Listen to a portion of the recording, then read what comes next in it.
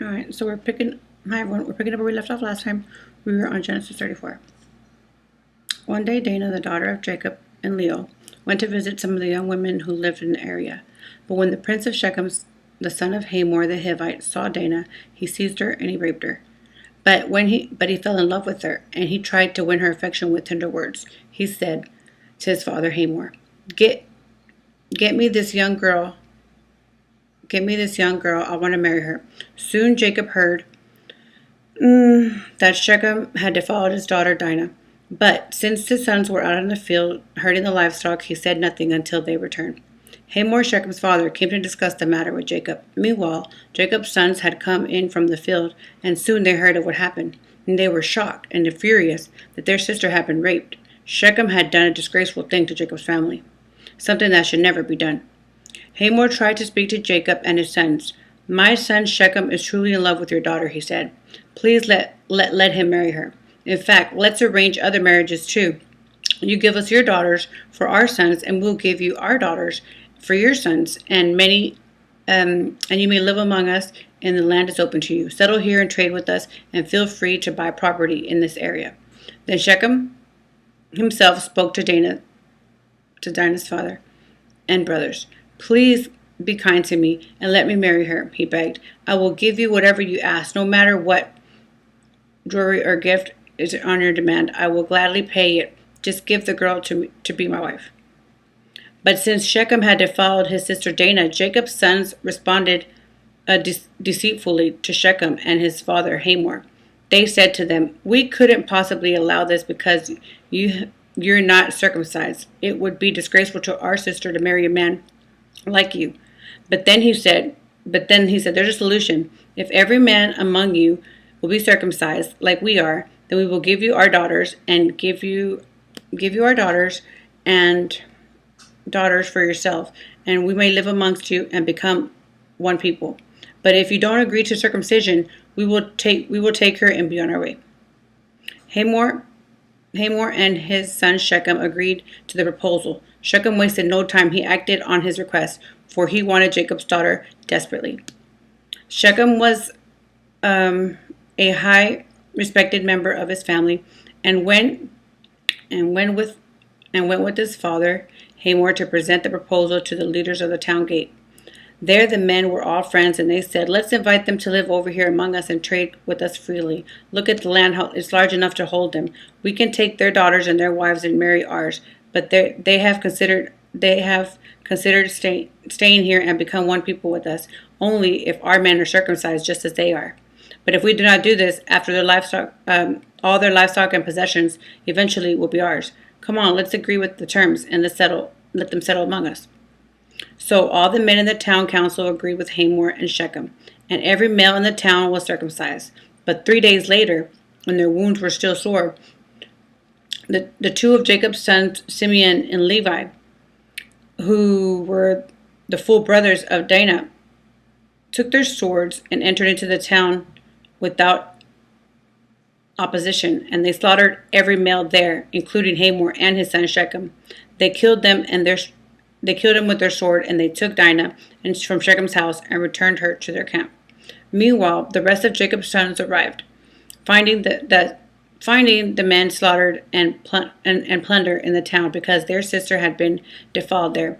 They seized all their flock and all their herds and all their donkeys, everything they could lay their hands on, both sides of the town, outside and in. The fields looted with all their wealth and plunder their houses. They also took all the little children and wives and led them away as captives. Meanwhile, Jacob said to Simeon and Levi, "You have ruined me. You've made me stink amongst all these people of the land, among the Canaanites and the Perizzites. We are so few that they will join forces and crush us. I will be ruined, and my entire household will be wiped out. But why should you let them treat our sister like a prostitute?" They retorted angrily. Okay, now we're going to Genesis 36. No, 4, 5. Yeah. And then God said to Jacob, "Get ready to move to Bethel and settle there. Build an altar there to God who appeared to you when you fled from your brothers Esau." So Jacob told everyone in his household to get rid of all their pagan idols, purify themselves, and put on clean clothes. We are going to Bethel, where we will build an altar to God and answer the God who answered my prayers when I was in distress. He has been with me everywhere I have gone. So they gave Jacob all their pagan idols and their earrings, and he burned them under a great tree near Shechem. As they set out to a terror from God spread over the people in his town and in the area, and no one attacked Jacob's family. Eventually, Jacob and his household arrived to Luz, also known as Bethel, in Canaan. Jacob built an altar there and named it El Bethel, which means God of Bethel, because God had appeared to him there when he was fleeing from his brother Esau. Soon after this, Rebekah's old nurse Deborah died. She was buried beneath the oak tree in the valley below Bethel. Ever since the tree has been called Aloin Bethel, which means oak of weeping. Now that Jacob returned from Padanaram, God appeared to him again at Bethel. God blessed him, saying, "Your name was Jacob, but you will not be called Jacob any longer, for now your name is Israel." So God renamed him Israel. Then God said, "I am Elohim Shaddai, El Shaddai, God Almighty. Be fruitful and multiply, and you will become a great nation. Even many nations, kings will come amongst you and your descendants, and I will give you the land that I once gave to your father Abraham and Isaac. Yes, I will give it to you and all your descendants." Then God went up to the place where he had spoken to Jacob. Jacob set up a stone pillar and marked the place where God had spoken to him. Then he poured wine over the offering to God, and God appointed the pillar with olive oil. And Jacob named the place Bethel, which means house of God, because God had spoken to him there. Okay. Leaving Bethel, Jacob's clan moved towards Ephraim, and Rachel went into labor while she was still a distance away. Her labor pains were intense. After a very hard delivery, midwives finally exclaimed, "Don't be afraid, you have another son." Rachel was about to die, but with her last breath, she named him Benoni, which means son of my sorrows. The baby's father, however, called him Benjamin, which means son of my right hand. So Rachel died and was buried on the way to Ephraim. This is Bethlehem. Jacob set up a stone monument over Rachel's grave, and it can be seen there to this day.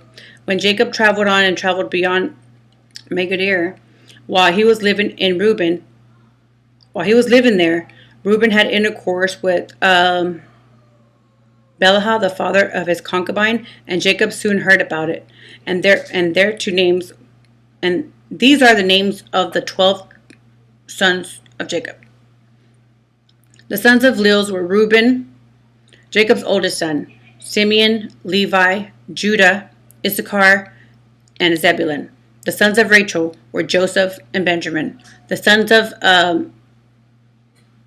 Bilhah, Rachel's servant, were Dan and Naphtali.